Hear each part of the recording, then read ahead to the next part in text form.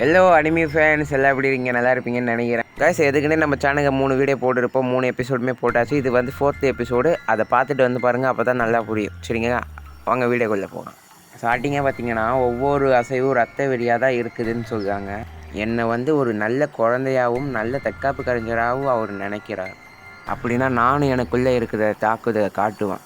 இது தாண்டா இப்போ பாருடா, இப்போ நான் அடுத்தது என்ன செய்ய போகிறேங்கிறதே அவர் கணித்து இருப்பார்.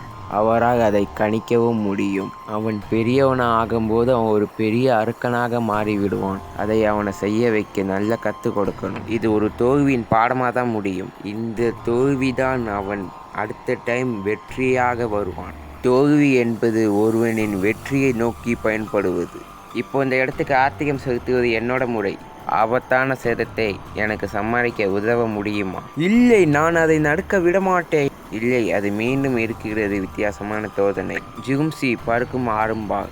அவர் எவ்வளவுதான் திறமையாக இருந்தாலும் தொழில்நுட்பத்துக்கு அவர் சிக்கிட்டாங்கன்னா அவரால் வெளியில் வர முடியாது. அவரது உள் ஆற்றல் எவ்வளவு வறுமையானது.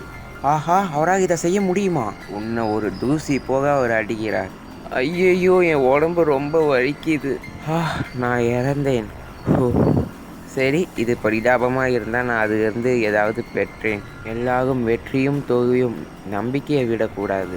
எப்போவும் நம்பிக்கையோடு இருக்க வேண்டும். எப்படியோ நீங்கள் நல்லபடியாக முடிச்சிட்டீங்க. நான் உள்ளே வருகிறேன். நீ ஏன் இங்கே வந்த, என்ன விஷயம்னு சொல்லு. நான் கவலைப்பட்டதாக தான் வந்தேன். நான் ஏன் இன்னும் கவலைப்படாமல் இருக்கேன்னு எனக்கு தெரியலை. நான் உங்களுக்கு இன்னொரு பாடம் கற்றுக் கொடுக்கணும்னு நினைத்தேன். நீங்கள் எழுந்திக்கவில்லை, மயக்கத்தில் இருந்தீங்க. அதான். என்ன நீ சொல்கிறதுக்காக பார்த்தா கிண்டல் செய்கிற மாதிரி இருக்குது. என்ன எனக்கு கிண்டல் செய்கிறதுக்கு வந்தியா நீ? எப்படி இருந்தால் நீங்கள் ஒரு சின்ன ராஸ்கல் தான். சரி, இப்போ அதை பற்றி என்ன? உன்னோட முதல் தோல்வி அழகான கசப்பானது, சரியா? என்னது? இது ஒன்றும் என்னோட முதல் தோல்வி கிடையாது. என்னது? அப்படியா? எப்படி? எதிர்பார்க்கவே இல்லையே. அவருக்கு சரிசமமாக ஒரு பகுதியை அந்த குழந்தை இருக்குன்னு நான் எதிர்பார்க்கவே இல்லை. சரி, நீங்கள் உங்கள் தற்காப்பு கரையை உங்கள் பாதையை போனால் நான் உங்களுக்கு கொஞ்சம் ஆலோசனை தருகிறேன். அது மாதிரி பண்ணுங்கள்.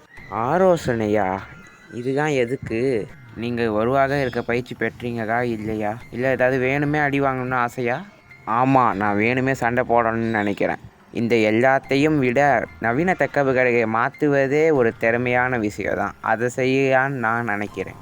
புதுசாக கற்றுக்கொள்வதை விட அப்போ ஏன் இப்போ கற்றுக்கொண்டு இருக்கிற தற்காப்பு கரையை நீங்கள் நிறுத்துறீங்க? நீங்கள் ஏன் அந்த தற்காப்பு கரையை தடுக்க முயற்சிக்கிறீங்கன்னு எனக்கு புரியும். ஏன்னா இந்த தற்காப்பு கரையை நல்ல நன்மைகள் இருக்குது. ஏன் நீங்கள் தடுக்க முயற்சிக்கிறீங்க? அந்த நல்ல விஷயங்களை நீங்கள் விட போகிறீங்களா? அவர் சொன்னது சரிதான். நான் நவீன தற்காப்பு கரையை தான் ஒரு கரையாக மாற்ற கவனம் செலுத்தினேன். அதுதான். இந்த உலகை ஏற்கனவே இருந்த தற்காப்பு கரையை யாரும் பார்க்கவில்லை. இந்த உலகத்துக்கு சரியான முறையில் வந்த கரைகளை யாரும் பார்க்கவில்லை. அதான் நான் தேர்ந்தெடுத்தேன்.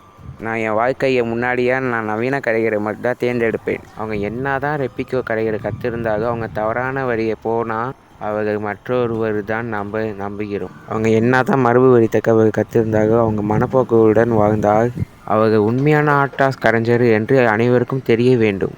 அவர் உண்மையிலே ஒரு நல்ல குழந்தை தான். அவர் தானம் செய்கிறார், அதுவே தெரிகிறது. அடுத்த டைம் அவரை சந்திக்கும் போது அவர் எவ்வளோ பவர்ஃபுல்லாக இருப்பார்னு நம்ம யோசிப்போம். அடுத்த டைம் நாங்கள் 2 பேர் சந்திக்கும் போது உங்களுக்கு எது பெஸ்ட்டுன்னு நாங்கள் சொல்லி நினைக்கிறோம். சரியா? சருக்கி நிறுத்து, என்ன தரையை இப்படி ஆட்டிக்கிட்டு இருக்க? நீங்கள் அடுத்த டைம் கண்டிப்பாக மவுண்ட்டுவா பகுதிக்கு வரணும், சரியா? சரி, நான் கண்டிப்பாக வருவேன், சரிங்களா? அதை பற்றி நீங்கள் கவலைப்படாதீங்க, நான் கண்டிப்பாக வருவேன். பிறகு காரங்கள் போய்கொண்டே இருந்தது. 10 ஆண்டுகள் ஆகிவிட்டது. அந்த 10 வருஷத்திலே தங்கப்புரிச்சுவரின் மான்ஸ்டர் அனைவரும் பாராட்டும்படி தலைவராகிவிட்டார். ரொம்ப வருஷம் ஆகிவிட்டது. சூரிய ஒளி நல்ல பிரகாசமாக இருக்கிறதுப்பா. என்னை தனிமைப்படுத்திய பயிற்சி இகுவோனுக்காக நீடிக்கும் என்று நான் நினச்சி கூட பார்க்கலப்பா. ஒரு வேலைக்காக 1 வருஷம் ஆகிவிட்டது. கரெக்டாக? எப்படியோ நான் உச்ச நிறைக்கு போயிட்டேன். அதுவே எனக்கு ரொம்ப சந்தோஷமாக தான் இருக்கிறது. நான் சண்டை போட்டதுக்கப்புறம் மவுண்ட்டுவா போயிடுவேன்.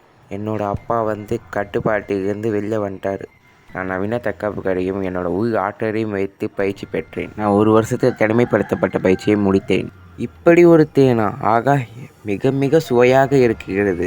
அப்பா, நான் திரும்பி வந்துட்டேன். யாருக்கா டீ குடிப்பாங்க? நீ திரும்பி வந்துட்டியா?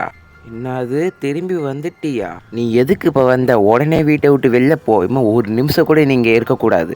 என்னை எதுக்கு வெளில போக சொல்கிறீங்க? நான் என்னோடய தனிப்பட்ட பயிற்சியை முடித்திட்டேன். நீ இன்னும் என்னை எத்தனை வருஷம் முட்டாக்க போகிறேன்னு தெரியலை. ரயிலை தவிர வேறு எதுவும் செய்ய மாட்டேதானே? உனக்கு போதுமான வயசும் ஆகிடுச்சு. உனக்கு கொஞ்சம் பவர்ஸும் வந்துடுச்சு. நீ உலகத்துக்கு போயிட்டு ஜுயாங்கி பயணம் செய்ய வேண்டும். போயிட்டு என்னோடய அன்பான மனைவியை மீண்டும் கொண்டு வா. நான் எதிர்பார்க்காத சூழ்நிலை ஏதாவது ஆச்சுன்னா நான் வலிமையாக இருக்க பயிற்சி பெறலாம் என்று நான் நினைக்கிறேன். நான் போகும்போது மார்சியல் மான்ஸ்டர்களாக கும்பலாக இருந்தால் நான் அந்த நேரத்தை என்ன செய்கிறது? என்ன நீ விளையாடுறியா? அவங்க எதுக்கு உன்னோட இதுக்கு வர போகிறாங்க? நீ உலகத்தை சுற்றி பார்க்குறத விட உனக்கு வேறு எதுவும் சிறந்த பயிற்சி கிடையாது, புரியுதா? ஃபஸ்ட்டு உன்னோட தங்கச்சியை பார்க்கணும். அவருடைய மாமியாருக்கு உன்னை காட்டணும். நாங்கள் குளத்துக்கு நீங்கள் போங்க, சரியா? மிகவும் மோசமானது. உனக்கு ஸ்பேரிங் இருக்க பிடிக்கவில்லையா? நீ அவர்கிட்ட சொன்னால் அவருக்கு உன்னோட கோரிக்கையை ஏற்றுக்கொள்வார். மத்திய சமவெளியின் முதல் 10 தற்காப்பு மான்ஸ்டர்களின் ஒருவரான வால் பேரரசர் ஜூச்சியோன் இருக்கும் இடத்தில் என்னை தனிமைப்படுத்தப்பட்ட பயிற்சி காரணமாக என்னோடய தங்கச்சியை பார்த்து ரொம்ப நாள் ஆகுது. நான் அவரை பார்க்க போகாமா? நாங்கள் நீ போகிறத பற்றி பேசிட்டோம். நாளைக்கு நீ கண்டிப்பாக போகிற, சரியா? நாளைக்கா? அப்பா நான் ஒரு குழந்த. நீங்கள் தெருக்குள்ளே ஒரு ராஸ்கரை கூட்டு போனீங்க. அவன் பணக்காரன்.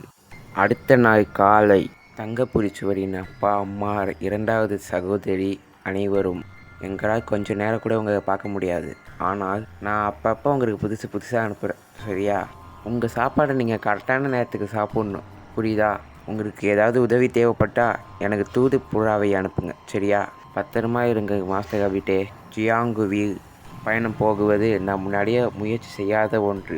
நான் எதையும் கவனிக்க மாட்டேன்னு நினச்சேன். ஆனால் ஏதோ ஒன்று பிட்டோ நாக். இதுவரை நான் பெற்ற பயிற்சியின் முடிவை பார்க்க வேண்டிய நேரம் இதுதான். முழுமை வறுமையாக இருக்கும் மக்கள் எனக்காக காத்திரு. ஏன் என்றால் முஸ்மி மிகவும் வலிமையாக மாற்றி விடுவேன். கைஸ், வீடியோ ஃபுல்லாக பார்த்ததுக்கு எல்லாருக்கும் நன்றி. இதோட எபிசோடு 4 முடியுது.